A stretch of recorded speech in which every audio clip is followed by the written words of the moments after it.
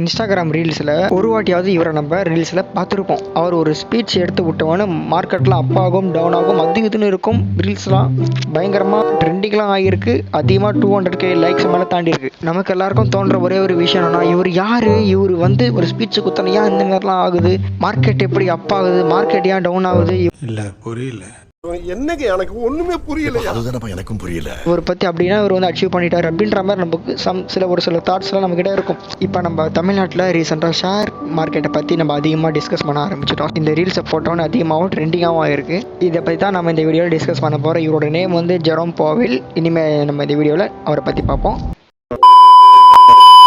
இவருடைய name Jerome Powell. இவருடைய வயசு 71. பிப்ரவரி 4ஆம் தேதி 1953 வருஷத்தில் இவர் பிறந்தார். யூஎஸில் வாஷிங்டன் டிசி அப்படின்ற ஒரு பிளேஸில் தான் இவர் பிறந்தார். இப்போ ஒரு இருக்கிற போஸ்டிங் ஃபெடரல் ரிசர்வர். அமெரிக்காவில் இருக்கிற ஒரு ஃபெடரல் ரிசர்வரோட தலைவர் தான் இவர். அவர் 2018 இருந்து 16th டைமாக ஃபெடரல் ரிசர்வரோட தலைவராக இருந்துட்டு வராரு அமெரிக்காவில். அவர் ஒரு பெரிய வழக்கறிஞராக இருந்துட்டு வர்றாரு. அது மட்டும் இல்லாமல் அவர் ஒரு இன்வெஸ்ட்மெண்ட் பேங்கர். ஒரு மிகப்பெரிய ப்ராப்பர்ட்டியை அவர் தான் வந்து ஹோல்டு பண்ணுறாரு. அவர் இப்போ அந்த நாட்டில் மிகப்பெரிய ராஜ்யமாக தான் வந்துட்டு இருக்காரு. சொல்கிறதுக்கு வேணால் இப்படி ரொம்ப சிம்பிளாக இருக்கலாம், ஆனால் அவர்கிட்ட இருக்கிற ஒரு பவரே வேறு. நான் முன்னாடி சொன்ன மாதிரி அந்த ஃபெடரல் ரிசர்வர்னா என்ன அப்படின்றத நம்ம பார்ப்போம். 1979 ஜார்ஜ் யூனிவர்சிட்டியில் சட்ட மையத்தில், அதாவது லா சென்டர் அப்படின்னு சொல்லுவாங்க, அதிலிருந்து அவர் 1984 இன்வெஸ்ட்மெண்ட் பேங்கராக மாறினார். அது மட்டும் இல்லாமல் மேலும் ஒரு கார்லின் குரூப் அப்படின்னு சொல்லப்படுற ஒரு டீமில் பங்குதாரராக இருக்கிற உட்பட்ட ஒரு பல ஃபினான்ஷியல் இன்ஸ்டியூட்டில் அவர் வேலை செஞ்சுருக்காரு. அதுக்கப்புறமா 1992 ஜனாதிபதி ஜார்ஜ் H.W. புஷ் இந்த ஆக்ட் படி உள்நாட்டு நிதி, அதாவது டொமஸ்டிக் ஃபினான்ஸ் கருவூலகத்தின் கீழ் செயலாளராக ஷார்ட் டைம் அவர் ஜாப் பண்ணியிருக்காரு. இந்த ஃபெடரல் ரிசர்வர்னா என்னங்க அப்படின்னு நீங்கள் வந்து கேட்டிங்கனாக்கா, கண்காணித்து உள்நாட்டிலும் சரி வெளிநாட்டிலும் சரி ஈடுபட்டு அமெரிக்காவோட ஃபேமிலிஸும் அப்புறம் இந்த சமூகங்கள் மற்றும் இந்த வணிகங்களுக்கு ஒரு ஆரோக்கியமான ஒரு பெரிய ஒரு எக்கனாமிக்கை இந்த அமைப்பு ஆதரிக்கிறது.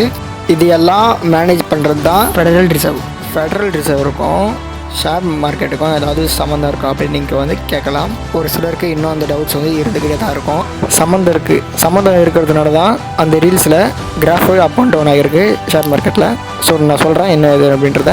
ரெகுலேட்டரி ஓவர் சைட் அப்படின்னு சொல்லுவாங்க. அப்படின்னா என்ன? பேங்க் கண்டிப்பாக ஃபினான்ஷியல் கம்பெனிஸை மேற்பார்வையிடுகிறது. அது மட்டும் இல்லை, அவை பாதுகாக்கவும் ப்ராப்பராக மேனேஜ் பண்ணவும் உறுதி செய்கிறாங்க அந்த ஃபெடரல் ரிசர்வ். இந்த மேனேஜ்மெண்ட்டும் ஃபினான்ஸும் நம்பிக்கைத்தன்மையை வந்து இருக்கிறதுனால மறைமுகமாகவும் பாதிக்கலாம். செகண்ட் திங், இந்த நிதி மேம்பாட்டினால மெயின்டைன் பண்ணுறது இவங்க ஒரு நோக்கமாக வச்சுருக்காங்க. மெயினாக மார்க்கெட்டு ரன் பண்ணுறதுக்கும் வாட்ச் பண்ணுறதுக்கும் முறையாக ஒரு அபாயங்களை பதிலளிப்பது ஆகியவை அடங்கும். இந்த ஃபினான்ஸோட அமைப்புகள்லாம் யார் வந்து எடுப்பாங்க அப்படின்னாக்கா, அமெரிக்காவில் இருக்கிற சென்ட்ரல் பேங்க் தான் எடுக்கும். இதனால் மார்க்கெட் அப் அண்ட் டவுன் ஆகிறது இயல்பான விஷயம். தேர்ட் திங் வந்து மானிட்டரி பாலிசி இம்பேக்ட் அப்படின்னு சொல்லுவாங்க. இந்த பாயிண்ட்டு ரொம்ப ரொம்ப ரொம்ப இம்பார்ட்டண்ட்டு. மானிட்டரி பாலிசி இம்பேக்ட் இவங்க எந்த மாதிரி வந்து டிசிஷன்ஸ் எடுப்பாங்கன்னா, குவான்டிட்டிவ் ஈஸிங் அல்லது இன்ட்ரெஸ்ட் ரேட் சேஞ்சஸ் அப்படின்னு சொல்லுவாங்க.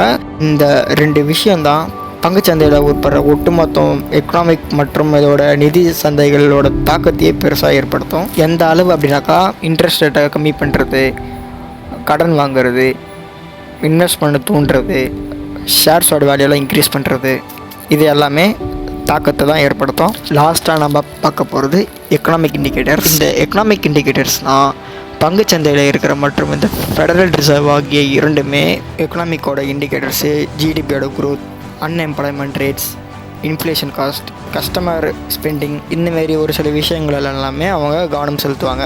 இந்தமாரி விஷயங்கள்லாம் இருக்கும்போது ஷேர் மார்க்கெட்டில் இன்வெஸ்டிங் பண்ணுறவங்களோட உணர்வை ரொம்பவே பாதிக்கும். அவ்வளோதான் கைஸ், நம்ம எல்லாமே சொல்லி முடிச்சிட்டோம். ஜெரோம் பவலோட அபவுட்டை பற்றி இப்போ நம்ம பார்ப்போம். இவருக்கு சேலரி மட்டுமே பார்த்தோம் அப்படின்னாக்கா டெய்லி 79,009 ருபீஸில் இவருக்கு டெய்லி சேலரியாக வந்து பார்த்தோன்னா கொடுத்துட்ருக்காங்க.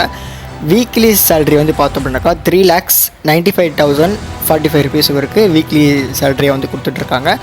மந்த்லி சேலரி வந்து 17,12,864 ருபீஸ் இவருக்கு மந்த்லி சேலரியாக வந்து கொடுத்துட்ருக்காங்க. ஆனுவல் இன்கம் வந்து இவருக்கு பார்த்தோம் அப்படின்னாக்கா 2,05,42,372 ருபீஸ் இவருக்கு ஆனுவல் இன்கமாக வருது.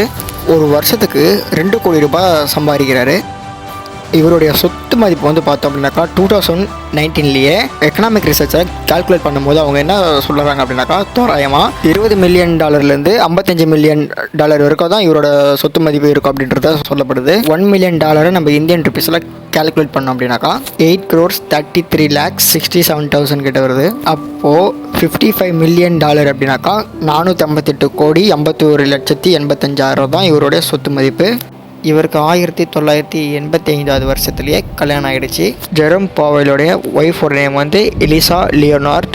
இவங்களுக்கு 3 குழந்தைகள் இருக்குது. இந்த வீடியோ உங்களுக்கு பிடிச்சிருந்து அப்படின்னாக்கா லைக் அண்ட் ஷேர் மட்டும் பண்ணிக்கோங்க. ஸோ தேங்க்ஸ் ஃபார் வாட்சிங் கைஸ்.